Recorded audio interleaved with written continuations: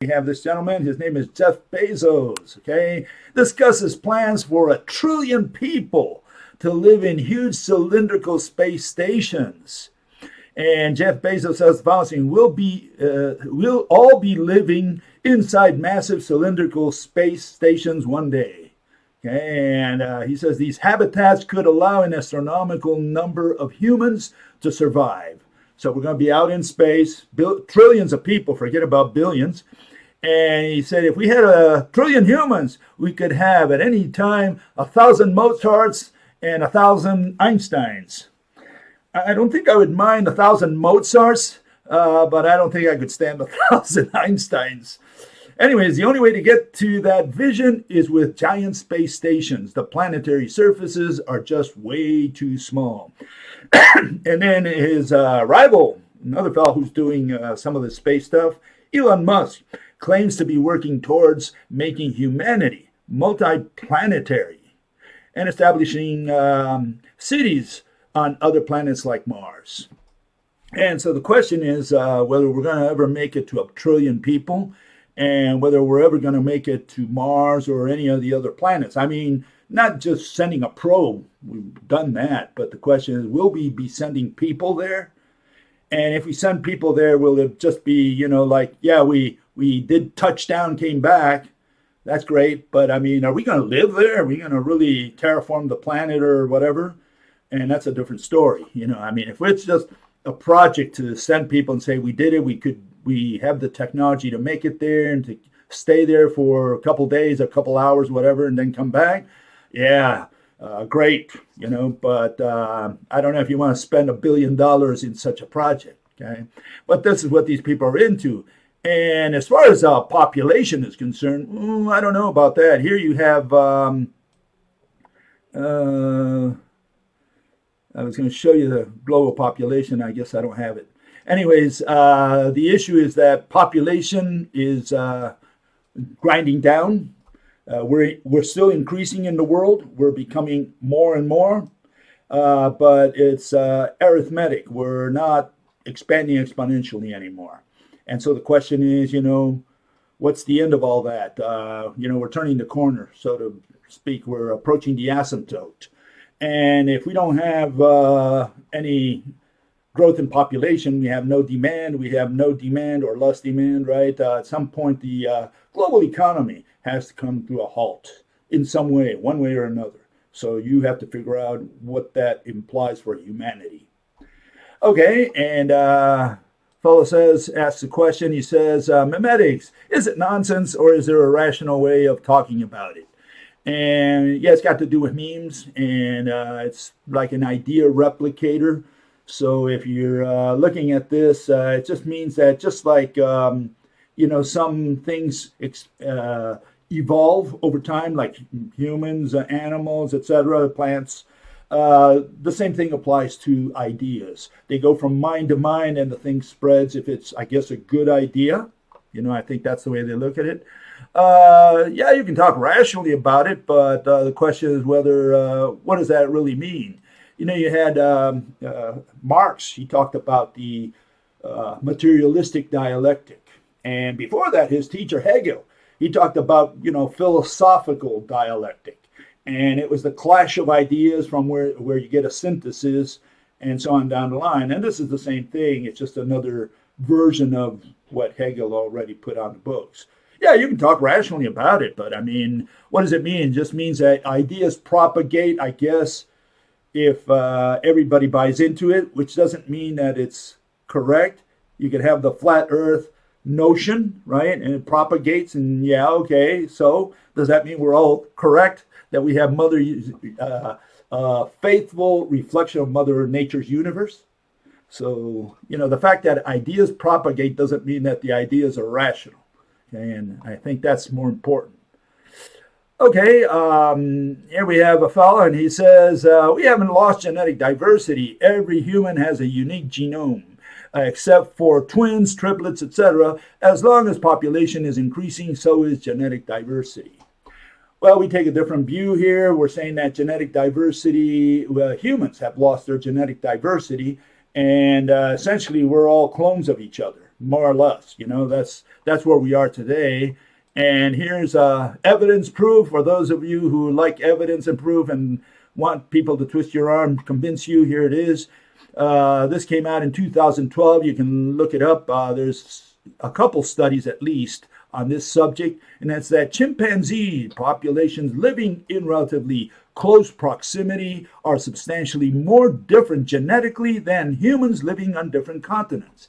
And what they showed really is that you've got these monkeys, these chimps in Africa, and they looked at a troop of like 100 of these animals, and they discovered that they have more genetic diversity within a troop than the entire human race, 8 billion people.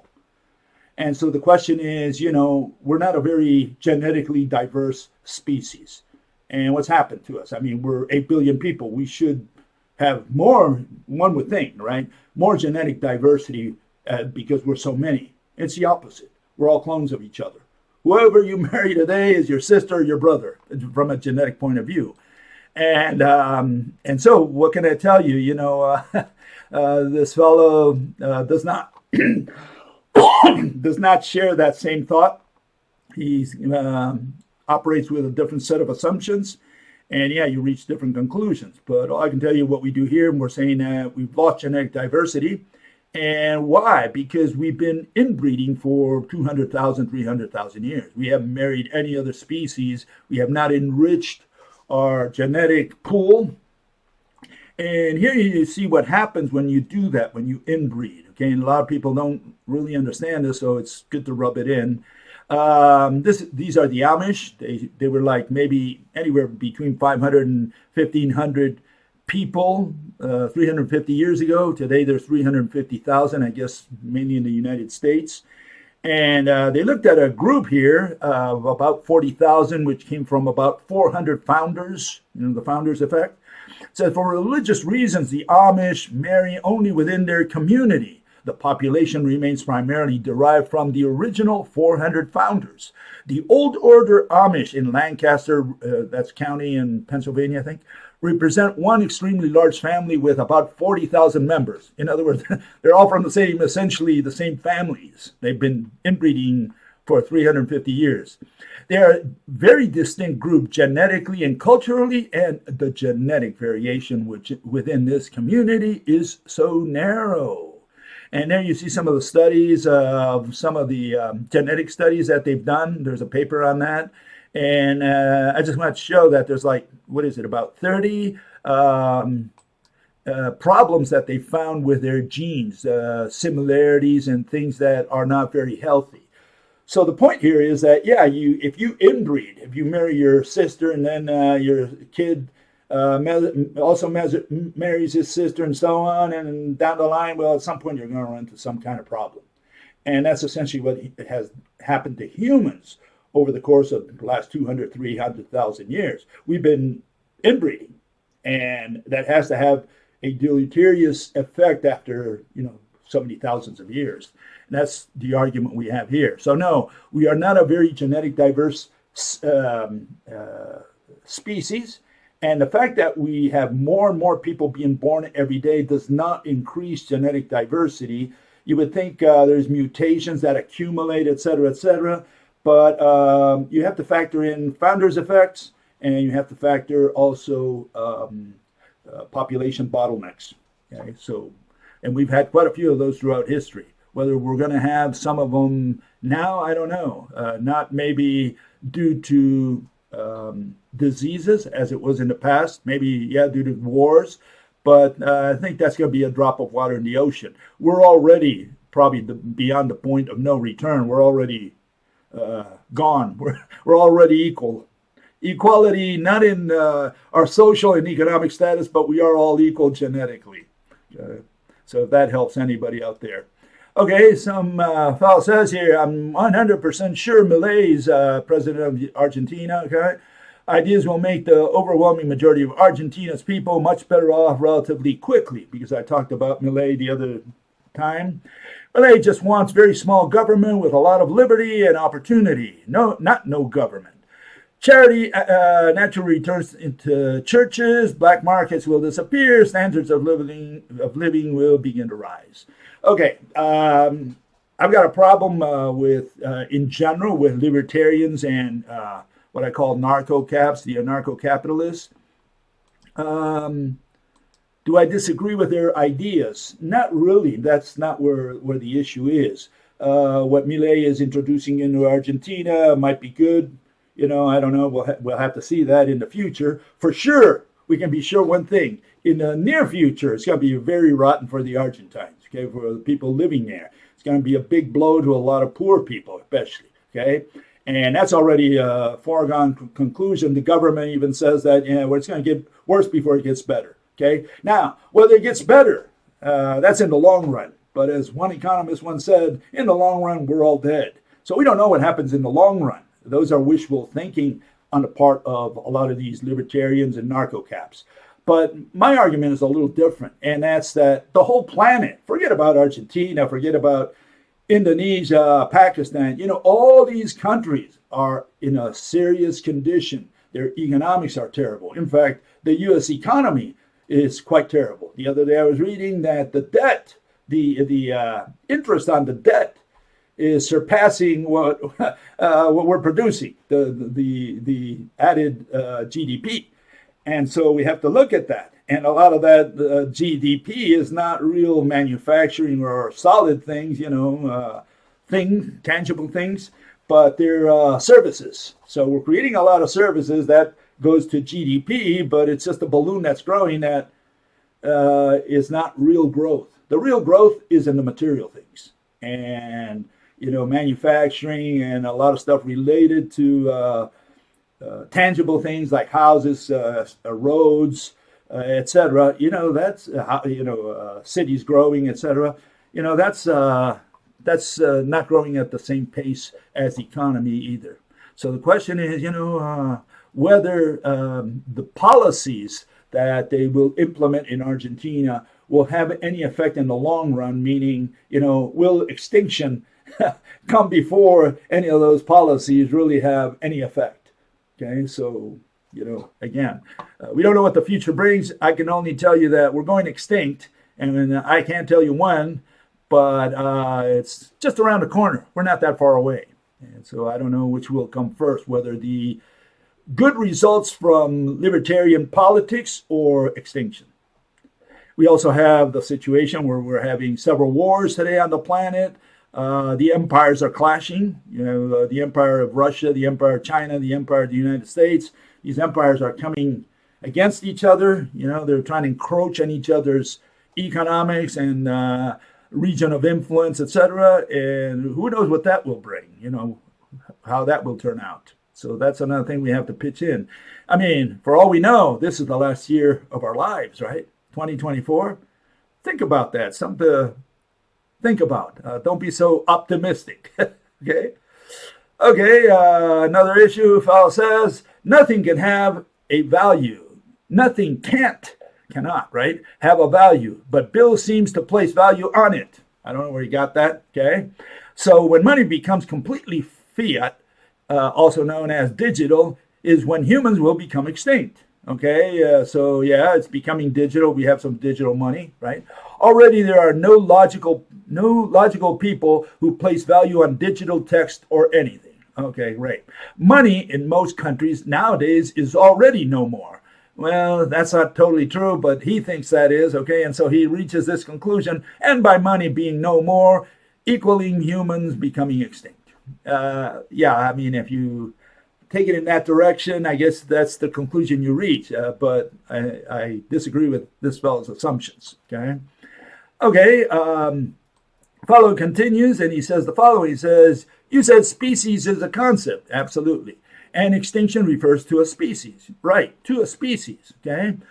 What about the universe? Well, the universe cannot become extinct because the universe is not a species. It's not a living entity. And the word extinction here is not like when you say, oh, you used a fire extinguisher to turn, to blow away or extinguish the fire, right? It's not in that sense. And so when you use that sense, then you're obviously going to get some kind of contradiction. No, we're talking about extinguishing in the context of a species, which means that the last member of that species finally dies, okay? And there's no more of that species. That's what we call extinction. And so to take it and apply that same notion and extrapolate it to the universe, now we're talking about something else. What if it became extinct? Yeah, again, you can't say that the universe becomes extinct. I guess he's trying to say that the universe does not become extinct, does not exist anymore. And again, we can't say that about the universe because universe is matter and space. It's a concept, it's not a thing. Okay? You can say that matter disappears, somehow becomes space, converts into space, morphs into space, fine. And then that's not the same thing as saying it became extinct. Okay, it just doesn't exist. And so you use exist for this and extinction for species. You should not confuse those two terms. But this fellow apparently does. He says extinction refers to anything. No, absolutely not. Extinction only in the ordinary speech refers to anything. When we say we extinguish a fire, that's not the notion that we're using here. Okay, we're using the notion of extinguishing in the context of species, of living entities, or it could be plants or animals, right? Any type of species, yeah. Existence is the opposite of extinction and vice versa. Absolutely not. And extinction can happen in any manner, and this is just a logical conclusion of money becoming no more as dinosaurs becoming no more. No, money becoming no more is not that money became extinct. But this is what this fellow, that's where he's getting confused. He's using the term of extinguishing a fire in the context of, dinosaurs and vice versa. Extinction of the dinosaurs in the context of extinction of money. Dinos and money both became extinct. No, absolutely not. Okay. And so all I can say is, yeah, you got to keep your language straight and you got to define your terms very clearly. And you can't use the word extinction in the notion of ordinary speech, which is extinction of anything, where it is equated to exist, and so, or non-existence. And so they say, oh, he ceased to exist, he extinguished himself, or he became extinct. And we don't talk like that. In physics, it's either a species or becomes extinct, or we don't use the word extinct in the context of saying that an atom became extinct, or I don't know, the fire became extinct. You have to separate those two notions.